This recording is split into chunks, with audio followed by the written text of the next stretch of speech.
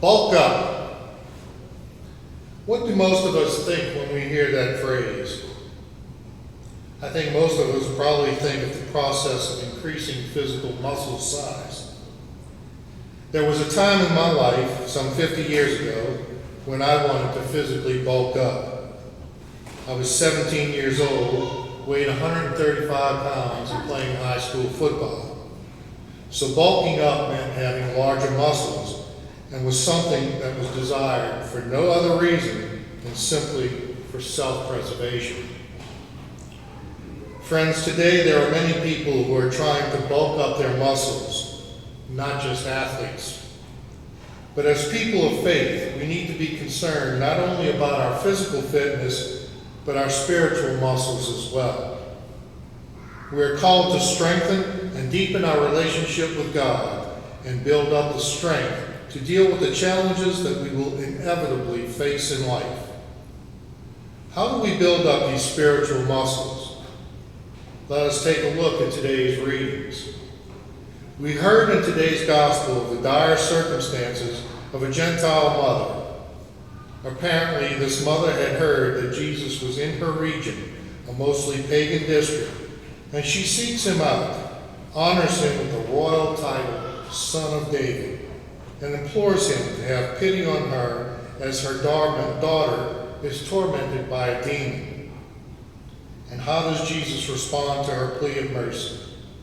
With total silence. But interestingly, he does not send her away. Jesus' disciples, on the other hand, have a different reaction and respond in what could be described as an impatient and uncompassionate attitude, telling Jesus to send her away. In today's language, it would be, "This woman is aggravating us." At this point, Jesus speaks, saying that he was sent only to the lost sheep of the house of Israel.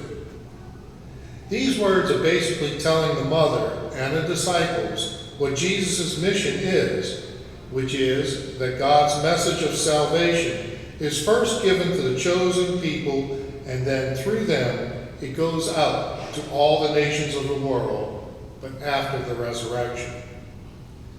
These words of Jesus may have sounded dismissive in nature, but we are told that the mother comes and does Jesus homage with her whole person, body and soul, humbling herself physically at his feet and pleads, "Lord, help me." But Jesus still refrains, saying, "It is not right to take the food of the children and throw it to the dogs." Now at this point we might be wondering, what has Jesus just said?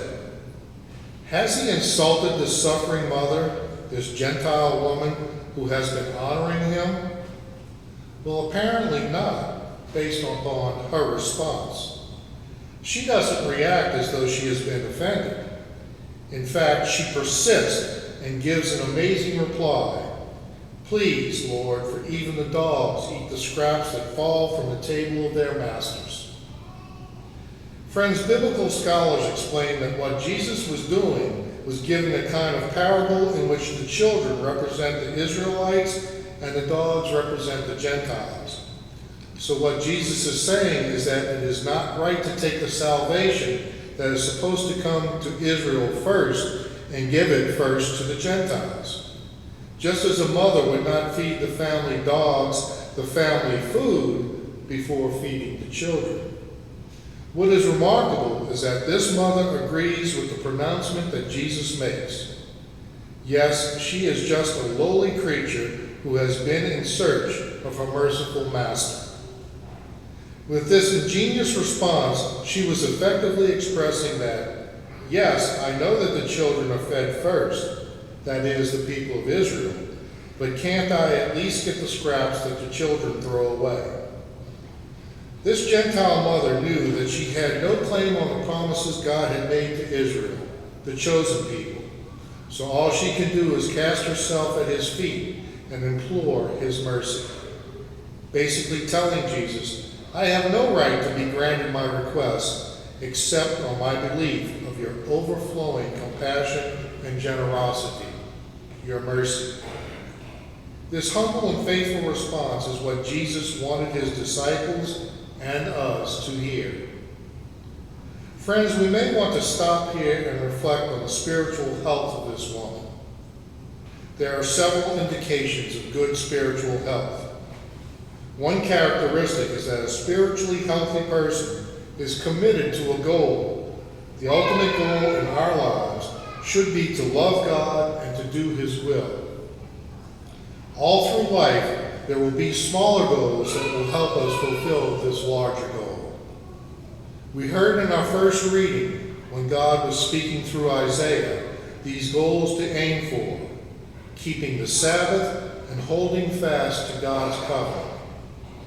We know by St. Paul's words that his goal was to reach the whole known world for Christ, to let everyone know of God's mercy, and by doing this, he would be fulfilling God's will. Another indicator of a spiritually healthy person is that they are realistically humble. The Canaanite mother realized that Jesus' mercy is so generous that all she needed was just a crumb of his mercy in order for her daughter to be healed. A spiritually healthy person is also hopeful. The mother demonstrated this by her repeated requests for help, even though the disciples were imploring Jesus to send her away, and Jesus himself was not immediately granting her request. She modeled for us all fervent intercessory prayer. The last indicator I would like to mention is that a spiritually healthy person is confident in their faith. This distraught mother believed in Jesus' goodness and mercy. And how does Jesus respond to this mother? With the words, "O woman, great is your faith." These words indicated Jesus' approval and admiration of the mother's humility, her hopefulness, and her strong conviction of God's mercy. Her faith was a confident faith that would not accept no for an answer. Her faith was so deep that Jesus granted her request. So what are we to learn from this? Friends, this mother was meant to be a model of spiritual health to Jesus' disciples and to us. When we are faced with trials, temptations, disappointments, or sadness, the discipline of our spiritual life will give us the strength to face them with hope and faith. Discipline is necessary for our prayer life. This means that we make an intentional decision, a goal, to deepen our relationship with God and then commit to doing the work.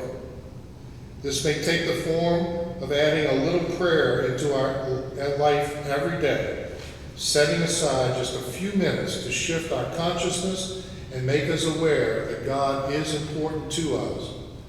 We could commit to saying the Angelus at noon or the Divine Mercy Chaplet at 3 p.m., in addition to saying morning and evening prayers. We could say short prayers throughout the day, such as a Hail Mary, a Glory Be, or an Our Father, while we are working, shopping, cooking, or exercising.